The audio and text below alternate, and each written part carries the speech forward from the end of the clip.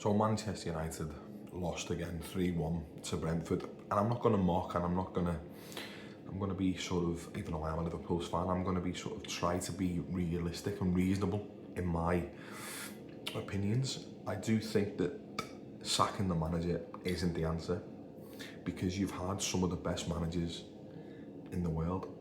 In terms of Jose Mourinho, you've had Ralph Rangnick, you've had Louis van Gaal, and you've had some really good quality players come into the football club, but they've probably come in past their best, the likes of Di Maria, Zlatan, Pogba, players like that.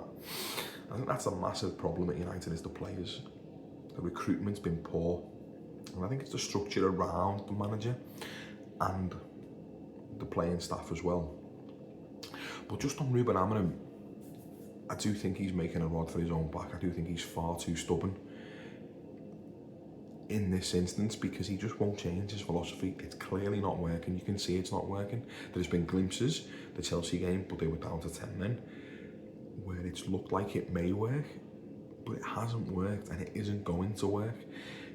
Not necessarily in this league, because Antonio Conte walked the title with that great Chelsea team, with a back five, the way Amorim plays, the three centre-backs and the two wing-backs.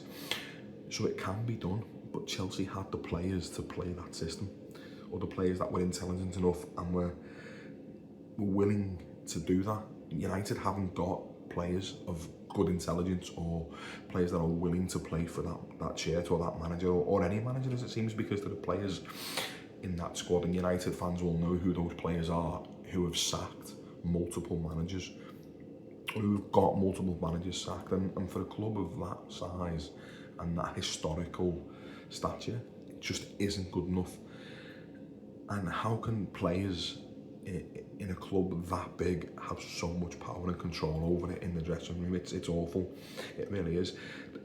And I think when they do sack Ruben Amorim, I think the next manager's got to come in and go, I don't want him, or him. I want them nowhere near the squad and gone. Because I think if you continue to persist with those particular certain players in that team, in and around that squad, that next manager's just going to get sacked, and so is the next manager, and so is the next manager. I've heard a lot of people online talk about relegation. That won't happen with United. I just think that they've got the money to get themselves out of it every single season.